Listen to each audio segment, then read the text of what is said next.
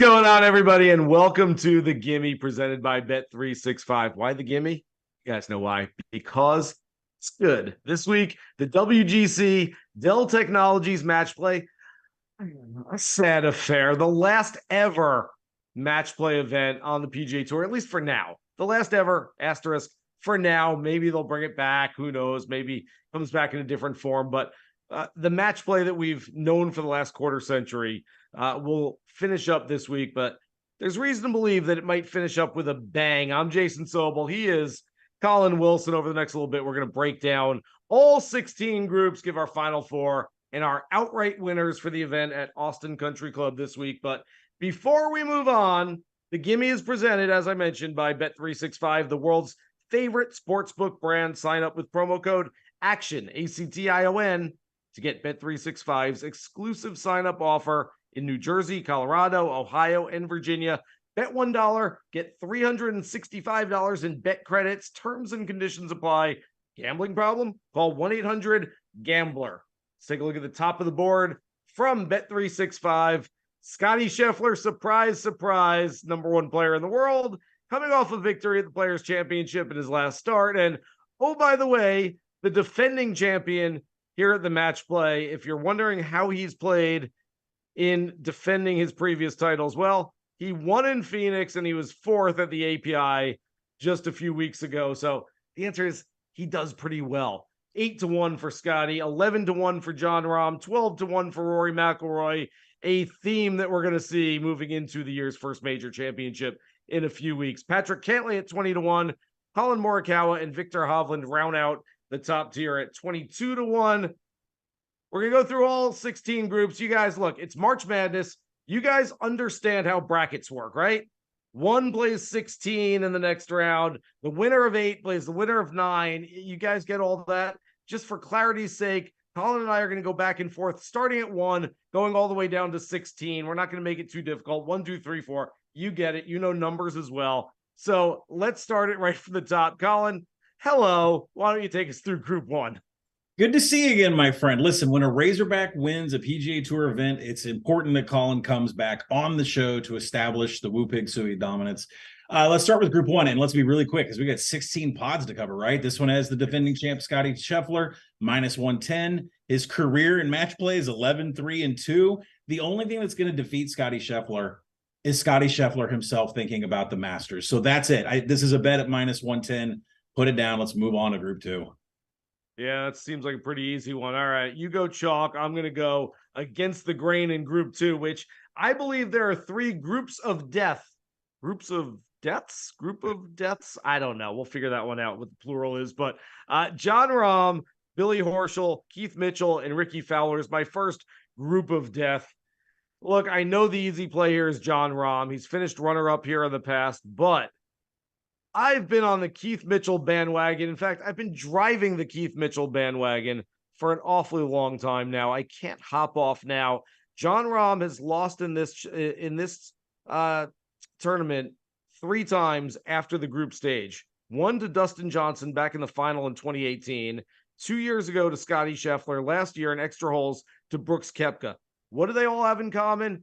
Big, confident, brawny guys with a little bit of an ego, maybe even a little cockiness to a few of them. I need somebody to out-Rahm Jon Rahm. Keith Mitchell is just that guy. And yes, Collin, I love the number, plus 375 to get out of the group.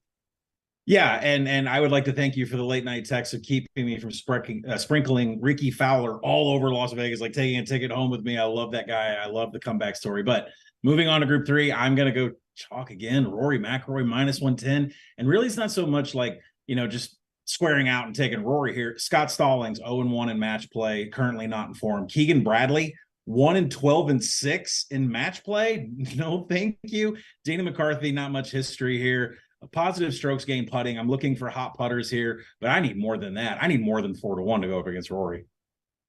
We have a developing situation here, folks. Collin's the guy that's supposed to give you all these underdogs and plus money picks. I'm the guy that gives you the chalk because I can't separate the good players from everybody else. But I'm not going chalk. Once again, Group 4, I've got Patrick Cantlay, who's 0-4 and trying to get out of the group stage. Brian Harman not playing great. Comes down to KH Lee and Nick Taylor. Believe it or not, I trust Nick Taylor, the lowest seeded player in this group, second at the WM Phoenix Open a couple months ago, tied for 10th last week at the Valspar.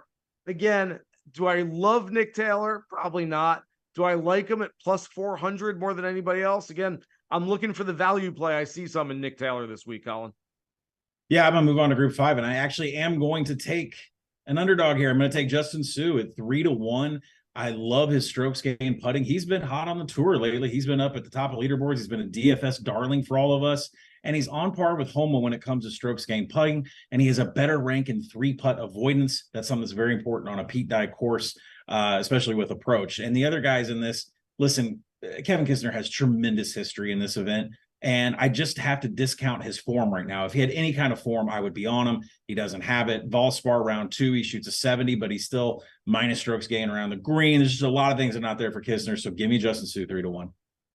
Yeah, before we move on, Collin, I think it's a great point that you make about Kisner. Between him and Billy Horschel, two guys who have played really well in this competition, two guys who love the one-on-one format that match play brings, and they've had a ton of success on this golf course, Pete Dye specialist, but both of them, and I'm not telling you anything you don't know, both of them have struggled so far this year. So it's sort of the immovable object and the unmovable force. I keep getting that thing wrong. I tried on the radio today. In any case, Kevin Kisner, yeah, not playing his best golf, but I know a lot of people want to take him, but Justin Suh is not a bad play. Just watch out. Collin, playing his 6th straight week in a row.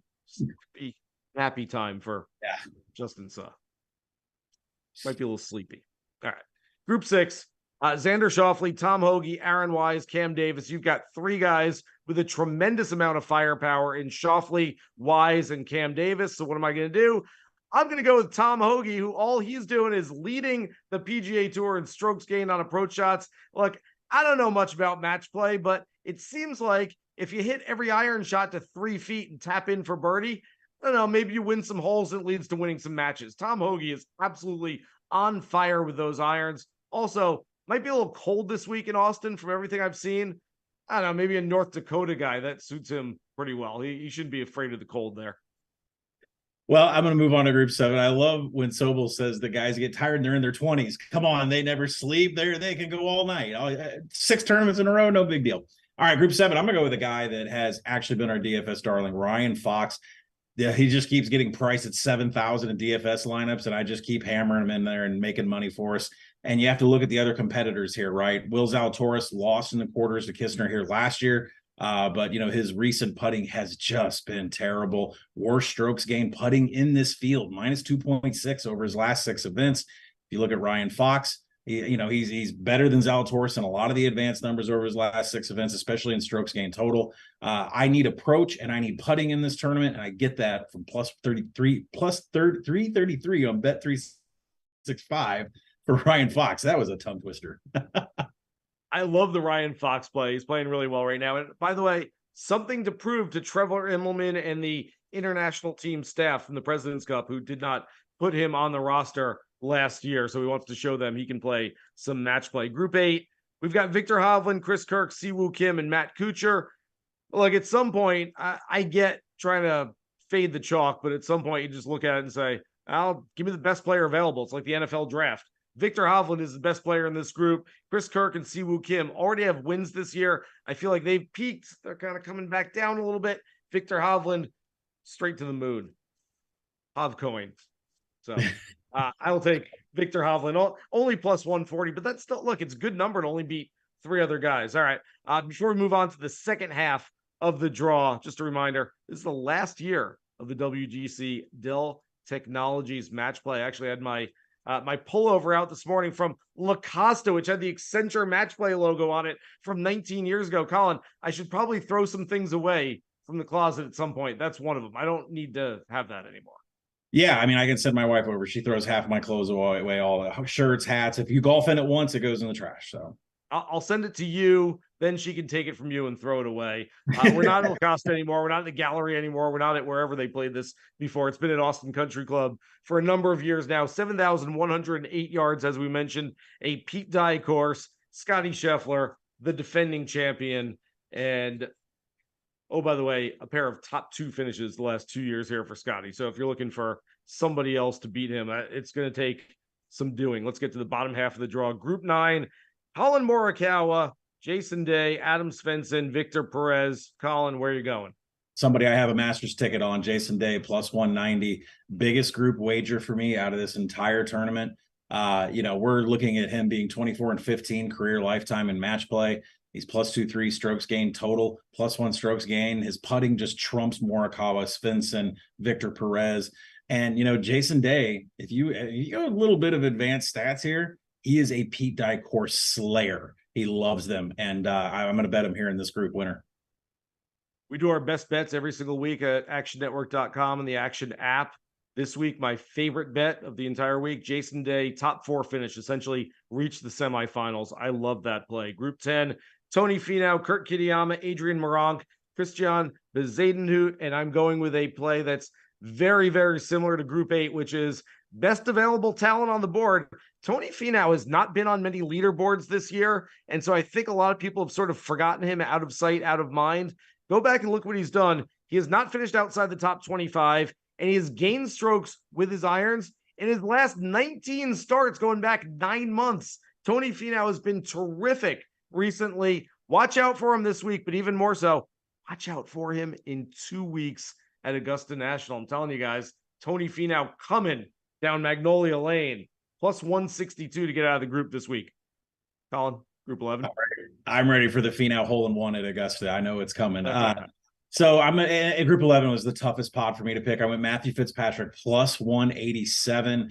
All of the players in this pod, their strokes gained total over their last 6 events is positive, which made it tough to make this a handicap. But Fitzpatrick has the best putter here out of the group. He's 25th on tour in 3-putt avoidance. That's a big stat for me this week.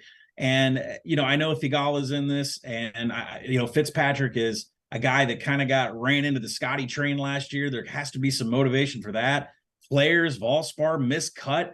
We got to get back on track here. The Masters is coming up. You would think there's motivation here, not looking forward for him to get it done this weekend. So I'm going to make a small bet on Matthew Fitzpatrick. I'm going to give you a Lee Corso, not so fast, my friend. I'm not so convinced that Matt Fitzpatrick right now is 100% healthy. He has a neck injury that he's dealt with over the last month or so, has not played his best golf. But if he is playing his best golf, I do like the play. All right, Group 12. This is my third group of death. I know I said I had a few of them. Group 2, Group 5.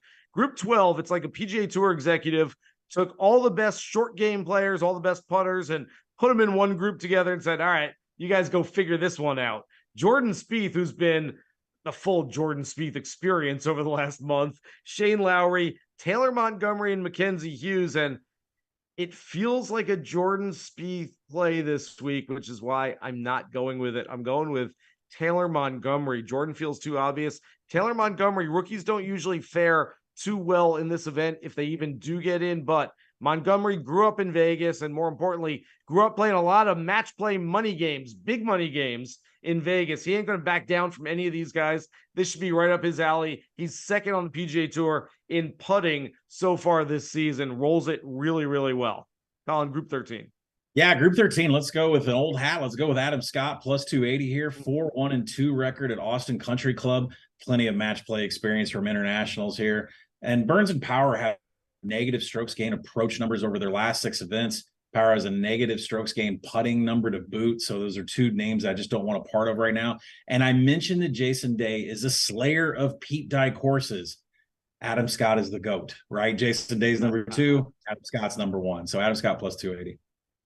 I like that play. All right, Group 14. Everybody in the world is on Tyrrell Hatton. Yep. Just finished runner-up at the Players' Championship. Shot 29 on the back 9 on Sunday. Everybody loves him. Here's one thing I can tell you about Tyrrell Hatton that you can usually tell before the week starts. If he likes the golf course, he's going to smile and he's going to play well. And if he doesn't like the golf course, he's going to grumble and grouse and yell at his caddy the whole week.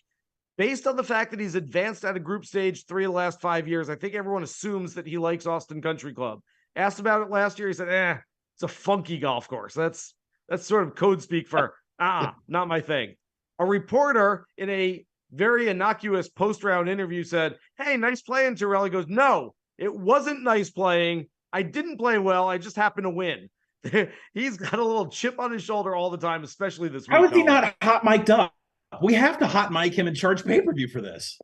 You're right. You're right. It has to be, yeah, it has to be an NSFW kind of deal because you can't have that. You can't have the kids at home listening to Tyrrell Hatton. In any case, because of that, I don't think Hatton loves this place. I think he's won in spite of it, not because of his favor or disfavor for Austin Country Club. I've got Russell Henley. Nah. I've got Ben Griffin. Love the story. He was a loan officer just a few years ago. Eh. And Lucas Herbert, I can't believe I'm doing this. This doesn't make any sense. Lucas Herbert shot 82-85 in his last start at the Players. I could have done that. He's plus 400. He's a really good putter when he gets on fire. I don't like anything about it. I'm taking Lucas Herbert. Don't tell me there, guys. I don't know. Yeah, well, let's get into Group 15 and just get a favorite player in here. Let's get Cam Young plus 162, nearly the highest ball striking numbers over anyone in this entire field over the past 6 events.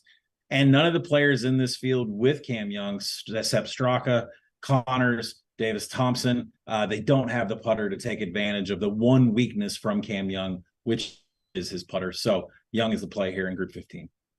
New caddy on the bag, Paul Tesori, just off the bag of Webb Simpson, happens to be one of the absolute best in the business, also one of the nicest guys in the business. If you can't get along with Paul Tesori, you can't get along with anybody. So Cam Young's going to enjoy having him along for the ride. Last group, Group 16, last but not least, Sunjay M, Tommy Fleetwood, JT Poston, Maverick McNeely.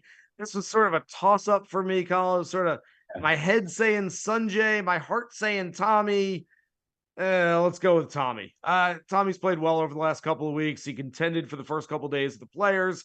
3rd place last week at the Valspar Championship.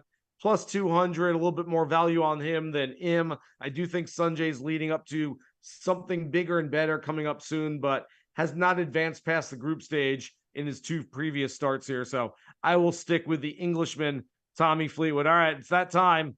We gotta give our final 4 and our favorite outright. By the way, before we get to final 4, how's your March Madness bracket? Is that still like intact? Believe it or not, for those of you that are in the Action Network Discord, Mr. Collin Wilson is in the top 30. For those of you that are in the Action Network company, Collin Wilson's in the top 30. So I'm looking to strike this weekend pretty hot and just let all my fellow peers at the company let them know where I stand. I'm going to give you one hoops pick in just a few minutes when we get to that. But I know you right, see give me your final 4 golf style. All right, I'm taking Scotty Scheffler over Jason Day in the Elite 8, Taylor Montgomery over Patrick Cantlay. I'm going to take John Rahm over Tony Finau, and I'm going to take Tyrrell Hatton over Tom Hoge. So we'll get to our. I saw yours. Let's hear your final 4. Okay, I've got Cameron Young, Sahith Theegala, a couple of super softs there, guys who are sniffing around for that first career win. Jason Day, who we both like. And I've got Sam Burns, who hadn't played well in 3 starts lead up to the Valspar. The Valspar is a cure-all for him. He won it the last 2 years, finished 6th place last week. He hits it a long way, putts really well. I think it could be a good one for Sam. All right, who's in that final line on the bottom of your bracket? What name are you writing down? So I have Tyrrell Hatton in there, and I know what you said. This place is kind of funky. There's something I'm seeing with Hatton, course to course, week to week, and it reminds me of John Rahm, because John Rahm used to have massive frustrations on the course. He used to show his emotions on his sleeve. It affected his game. It would tank his Sundays. Somewhere at some point, he figured out how to control all of that, and now nobody can contain John Rahm. I'm seeing a metamorphosis in Hatton. I've seen, some shots not go his way these past 2 months, and he's able to control some of his comments. He's able to control his club. He's able to, he talks it out a little bit still, but I have not seen super angry Hatton over the past 2 months. And if this is like a Rahm path of just emotional fulfillment on to the next shot, here we go. This could be it. Maybe this is Hatton's time to get over the hump and start winning every single event that he's at, because I'm seeing progression and his advanced numbers are going up week by week. So maybe the course is funky to him, but I'm telling you, if he starts getting a hold of his emotions the way Rahm did about 3 or 4 years ago, he can win just as much as them. knowing that Cyril Hatton watches the Gimme presented by Bet365 every single week, I cannot wait for him to prove you wrong, to go, oh yeah, Collin, you think I've got my emotions in check? What's this, Collin? With my emotions. He needs to hop over to the BBOC Bad Beats hotline and leave a voicemail. Oh, that would be great. That'd be so good. I don't know if Hatton's a better or not, but I would just love to watch him with a little action on the game and just getting a bad beat. That would be a good watch. That's what we need mic'd up right there. Yes. What's your winner? Okay, I'm going with the guy with the new caddy, the guy who has 9 top 3 finishes in the last year and a half without a single win. It's coming. It's coming soon. Cam Young is as good as they make him out there right now. The ball striking has been tremendous for a very long time. It's not stopping. I think with a new caddy, sometimes you get that little new caddy bump. Paul Tesori, as I mentioned, as good as anybody at getting the most out of his player. I'm going with Cameron Young over Jason Day in the final. All right, let's recap. Collin's 8 winners from the groups, my 8 winners. Let's put them all together for a perfect bracket. Scotty Scheffler, Keith Mitchell, Rory McIlroy, Nick Taylor, Justin Suh, Tom Hoagie, Ryan Fox, Victor Hovland, Jason Day, Tony Finau, Matt Fitzpatrick, Taylor Montgomery, Adam Scott, Lucas Herbert, Cameron Young, Tommy Fleetwood. There it is. 16 for 16. Collin's going with Hatton. I'm going with Young. I don't even know if they meet in, I think they can meet in the semis, not in the final. But in any case, let's hope we both have a dog in the race when we get there. Before we go, Collin, give me one non-golf bet for the viewers out there.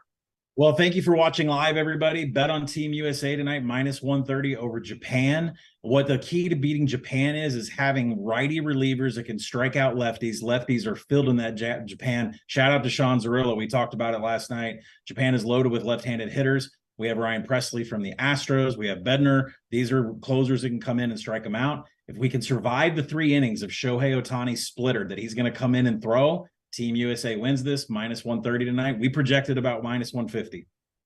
I watched the entire Japan-Mexico game on Monday night, one of the best baseball games I've ever seen at any level. That was a lot of fun. Hopefully we get something similar tonight. All right, my favorite non-golf play.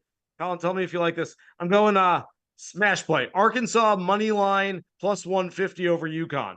Easy win, right? I'm sitting next to a Scotty Thurman jersey, my name on a Razorback license plate. Yeah, we support that. We completely support that. Okay. I could have gone the other way with it and just gotten you mad, but I want to stay on your good side. No, I've got my Hatton under control. Okay, there we go. Oh, my goodness. By the way, guys, for more non-golf bets, check out Green Dot Daily now, new and improved time, 3 p.m. Eastern time every single day on your favorite Action Network platform. Thanks to everybody out there for watching this episode of The Gimme presented by Bet365.